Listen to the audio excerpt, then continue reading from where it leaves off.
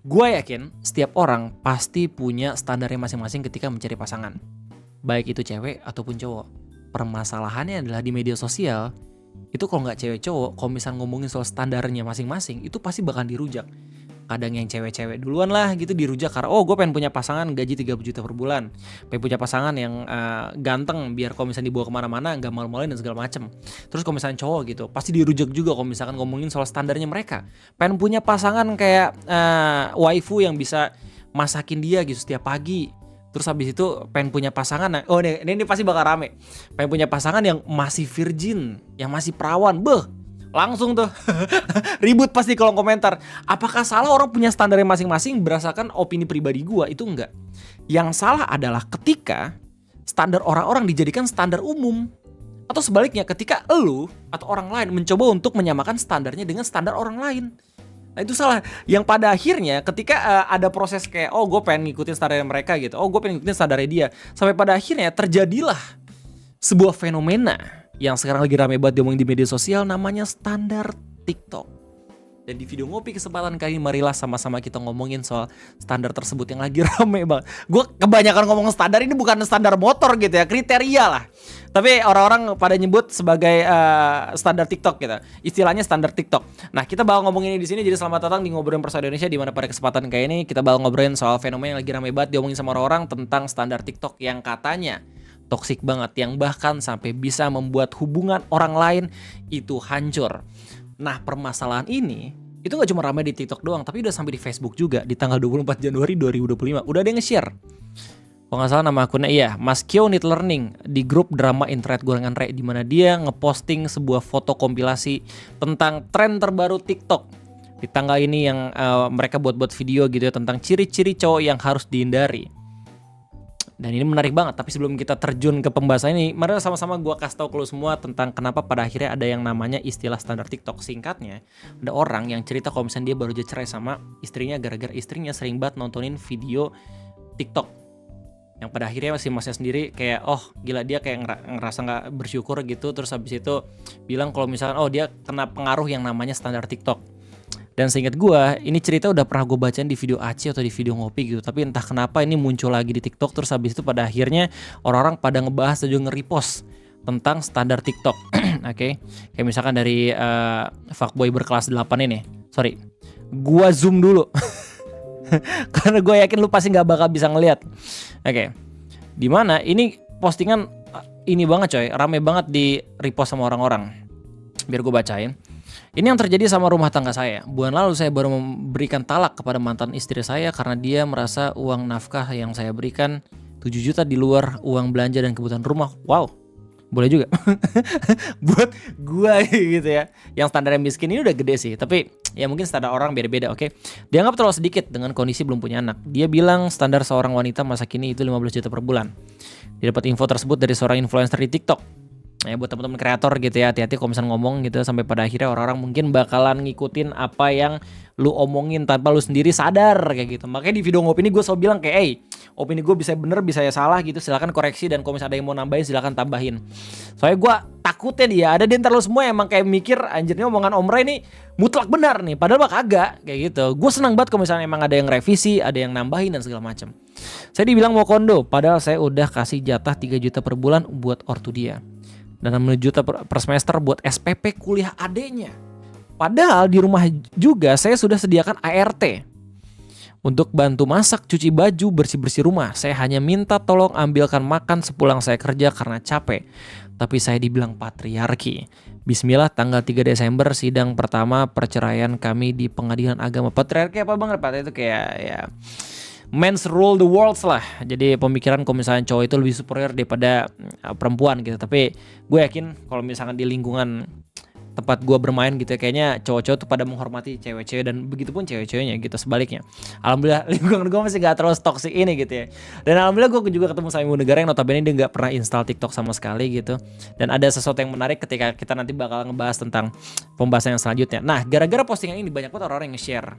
Banyak banget orang-orang yang tahu kalau misalkan ternyata omongan influencer di TikTok itu bahkan bisa menghancurkan hubungan rumah tangga orang-orang. Bahkan udah ada beberapa influencer juga yang klarifikasi kalau misalkan oh emang itu salah gua ya, bukan kayak gitu. Nah kita bakal sama-sama lihat. Ini kayak salah satu video yang baru aja gua tonton gitu ya, ini dari akun Zona Menyala yang dia, kalau misalnya yang gue lihat itu ngerespon tentang permasalahan standar TikTok ini. Dan caption, standar TikTok ujar pecundang tak mampu yang memaksakan diri untuk menarik orang ke standar hidup dia yang rendah. Gak usah dengerin, jadilah orang yang tepat sampai kita bisa ketemu orang yang tepat juga. Tingkatkan kualitas diri dan lingkungan, terserah orang mau bilang apa.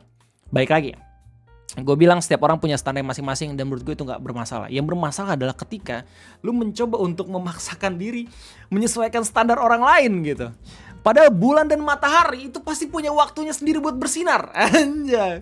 Ya sih, begitu pula lu juga gitu. Kalau misal lu sendiri selalu melihat kayak, oh gue harus sukses di umur 24 tahun karena teman gue udah sukses, udah jadi manajer. Gila lu bego, lama-kelamaan kayak gitu. Iya gak sih? Kenapa ya di Indonesia itu kalau perempuan naikin standar dibilangnya standar TikTok?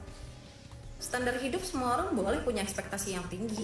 Oh iya, gue lupa bilang kalau misalnya standar TikTok ini kayak apa ya, kayak banyak banget mengaitkan standar perempuan. Tapi gue dengan segala respect gitu, mungkin ada beberapa perempuan juga nontonin video ngopi ini, gue respect banget, parah gitu ya. Tapi gue sendiri bakal ngasih lihat kalau semua, nggak semua perempuan di TikTok setuju dengan standar TikTok ini. Dan emang ini seru banget, Nggak bikin orang mati kok, ya nggak sih?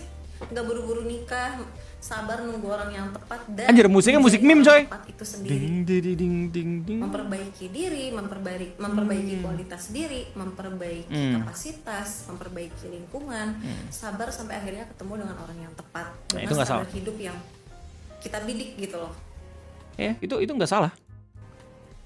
Kenapa It's not bikin wrong. orang sakit, bikin orang mati? Terus kalau nggak nikah muda mati, meninggal? Enggak kan? Kenapa sih? Gue gak tahu apakah beliau sarkas atau kagak gitu ya, tapi mungkin gue ngerasa kayak oke, itu standarnya dia mungkin. Apakah standarnya sama dengan gue sebagai laki-laki? Atau tentu saya beda gitu, karena saya laki-laki, dia perempuan. Tapi gue nggak tahu apakah perempuan juga punya standar yang sama kayak dia gitu. Yang jelas buat gue laki-laki, kalau misalnya gue ngeliat standar teman-teman gue yang laki-laki juga, gue selalu beranggapan kalau misalnya oke, dia punya waktu buat bersinar sendiri, gue pun demikian. Gue pun pernah diundang di podcast Om Deddy dan teman-teman gue belum. Tapi bukan berarti gue lebih sukses dibandingin mereka gitu. Mereka bahkan bisa lebih sukses ketika nggak diundang di podcast Om Deddy. Jadi banyak hal yang buat kayak oke, kalau misalnya buat mengembangkan diri, terus abis itu untuk bisa membuat pribadi jadi lebih baik lagi, itu oke banget, menaikkan standar, menaikkan kualitas. Tapi kebanyakan yang nontonin video-video itu biasanya pasti mengaitkan dengan standar hubungan. Yang mana? Gue kaget banget karena gak cuman orang-orang biasa saja yang ngerespon ini. Kreator-kreator yang gue tahu, kayak misalkan Eric Kolim dan Leo Samodela pun ngasih pendapat dan juga tanggapan soal standar TikTok. Dan ini lucu banget coy. Ini pada akhirnya ngebuat gue pengen buat video ngopi ini gitu ya, karena udah direspon sama mereka juga, dan menurut gue responnya menarik banget. Kalau misalnya lu nyari cewek sekarang, cari di kampung-kampung guys, sumpah. Sekarang kita lihat yang muda-muda deh, umur 20-an, belasan, udah mulai kayak standar TikTok kan. Sekarang lu bayangin aja gimana caranya cowok bayarin makan, jemput, itu bukan effort, nemenin lu bukan effort. TikTok. Oke. Jadi yang gue lihat ada kesamaan antara pendapat tadi cewek yang kita tonton sama Mas Erik gitu. Mereka sama-sama nyeritain soal pengalaman seseorang. Gue gak tahu apakah itu pengalaman yang buruk ataupun baik, cuma yang jelas pengalaman lu yang nonton itu beda-beda. Ya gak sih? Ya mungkin kita bisa nyamain standar ketika emang standar itu berhubungan dengan agama gitu ya, emang udah berlangsung dibuat sama Tuhan gitu ya. Satu-satu standar hidup yang gue ikutin adalah standar Nabi Muhammad SAW. Karena itu adalah sunnah. Jadi, tapi mungkin sebagian orang lain juga punya standar masing-masing. Cuman pada akhirnya ada standar yang mungkinnya bisa kita ikutin gitu, yang mana itu standar yang emang sudah tertera dan udah kita semua tahu gitu, kayak standar hukum, ya nggak sih, standar agama, standar yang lain gitu. Tapi kalau misalnya pada akhir itu standar muncul dari pengalaman pribadi seseorang, sebaiknya lu harus lihat dulu apakah cocok dengan kondisi lu yang sekarang atau kagak. Kayak gitu. Sorry, gue potong video Eric Kolim. Maaf ya, gue tau lu benci gue ketika gue potong video, maaf. bilang itu adalah suatu kewajiban. Gila, belum jadi suami anjing, udah disuruh menafkahi anjing. Dan itu tidak harus diapresiasi karena itu kewajiban. God damn. Lo bayangin ya guys, itu udah menjadi problem juga di US. Karena kenapa? Karena orang-orang sana udah gak ada yang mau lagi sama cewek-cewek asli US. Jadi so they cari pasangan itu yang ada di Asia guys. Kenapa Asia? Pertama, Asia itu penurut. Asia itu gak neko-neko. Gua nggak tahu dari mana Om Eric Kolim dapat info kayak gitu ya, cuman gokil. Kalau itu emang bener gitu ya. Gue sendiri belum tahu itu infonya kayak gimana. Nah, yang menarik, nah yang gue suka tuh respon dari Om Lilo Salmonella kayak gitu. Ini jam 4 subuh dan aku kadang guring, tapi aku udah kepikiran sesuatu. Mau misalkan ikam buka TikTok nih lah, tetamu selebgram atau influencer teh kucing lah pokoknya. Mula opini kayak, namun misalkan pasangan kam kada kayak itu berarti nya kada sayang dengan kam. Misalkan pasangan kam kada kayak itu berarti nyalain pasangannya cocok kesan kam, blok akunnya. To the point. Port sampai hilang mun kawa. Karena influencer atau selebgram caper ini mengeluarkan opini mereka seperti itu di internet berdasarkan trauma. Tujuannya apa? Caper. Sama ibaratnya kayak kawan kam yang selalu single, selalu kada suami si pacar. Oh shit. Madah kan ikam cara pacaran nang bujur kayak apa? Ikam soalnya mikir kenapanya single terus. Ada pulang nang temakan dengan standar TikTok nang kayak ini. Akhirnya apa? Merasa worthless dengan hidupnya, merasa kada Betul. bahagia. Nah Merasa ini kada salah satu side ketika lo emang coba buat ngikutin standar orang lain gitu. Ya nggak cuman ngomongin soal hubungan standar atau kriteria itu orang-orang gitu ya. Ngomongin soal kerja aja dah. ada bahagia. Gara-gara apa? Gara-gara disetir opini orang bungul di internet. Madakannya nih, ikam yang paling tahu dengan diri kam. Ikam tahu seberapa harga diri kam. Oh. Jangan biarkan orang bodoh di internet yang bahkan kada tahu ikam tuh hidup lah. Damn. Mengatur hidup kam kayak apa? Atau menentukan seberapa tingginya. Ini atau rendahnya bagus diri banget kam, quotes-nya nih. tahu dengan diri kam seorang cuy. Supaya namun keseluruhan hidup kam diatur opini orang-orang kayak itu di internet. Kayak gini ya. Oke, itu video yang pengen gue kasih lihat. Itu gini ya. Lo kalau misalnya di real life, risih juga kan pasti sama omongan-omongan tetangga. Tetangga tuh pasti punya standar masing-masing. Tapi kalau misalnya udah nikah gitu, apakah lu dengan jomblo terus lu ditanyain nikahnya kapan, terus lu nikah, apakah udah selesai? Masanya belum, akan selalu ditanya-tanyain terus gitu ya, tergantung dengan standarnya mereka masing-masing gitu, yang nyari caper ke lu gitu. Udah nikah nih, kapan punya anak, udah punya anak, kapan nih anak kedua, kapan ketiga, kapan yang ke-11, udah kayak Gin Halilintar gitu. Dikira gue emang pengen buat ke-11an, ya tidak gitu. Setiap orang tuh beda prinsip-prinsipnya gitu tentang anak gitu. Prinsip anak gue itu beda sama prinsip orang-orang yang ada di internet gitu, yang mungkin aja katanya banyak anak banyak AdSense. Ya tidak seperti itu, iya gak sih? Dan ini menarik banget kan menurut gue, ada updatean dari permasalahan standar TikTok ini yang baru aja dibahas sama orang-orang kira-kira di tanggal 23 Januari 2025. Padahal video udah pada dibuat di 5 hari yang lalu lah, tentang orang-orang yang buat kriteria cowok apa yang paling dihindari. Kita bakal sama-sama lihat video kayak gimana. Nah, video ini adalah video yang emang sama di-share sama Mas Kyounit Learning di grup Dama Internet Gorengan Re Facebook. Oke, dan ini kebanyakan hasil riset dia gitu ya, yang emang semua standarnya kebanyakan sama. Kayak gitu. Oke.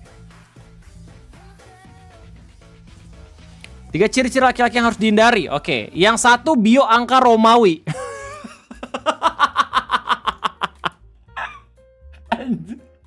Ini gamers zaman dulu nih bahaya nih. Tapi ini sorry ya kalau misalnya gue potong, saya tadi ada musik, dan musik itu copyright parah kalau misalnya gue styleful. Ini hormat sama pendapatnya gitu, kita harus sama-sama hargain. Cuman kalau misalnya menurut pribadi gue, ya setiap orang pasti punya masalahnya gitu. Gak cuman pakai angka Romawi aja gitu, banyak lah. Ada yang pakai karakter-karakter yang gak jelas gitu ya, udah kayak pengen nulis graffiti tapi cuman ada di keyboard gitu letternya. Dan buat gue sendiri yang emang dulu gue punya akun Facebook gitu ya, namanya gak langsung nama normal tapi nama alay dulu, Portgas di Ray. Udah si paling One Piece banget itu. Padahal itu alay banget. Pada akhirnya di beberapa tahun kemudian gue akhirnya mikir kayak anjir, aib itu. Kalau misalnya gak gue hapus sama kamu udah langsung jadi materi stand up orang. Yang pertama, bio angka Romawi katanya, red flag.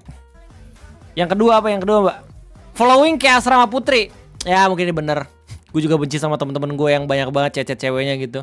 DM, gak cuma lu doang kok, santai gue juga. Nah, yang dipermasalahkan itu kriteria nomor 3. Katanya red flag untuk orang-orang yang sering banget ngeposting si paling sayang ibu.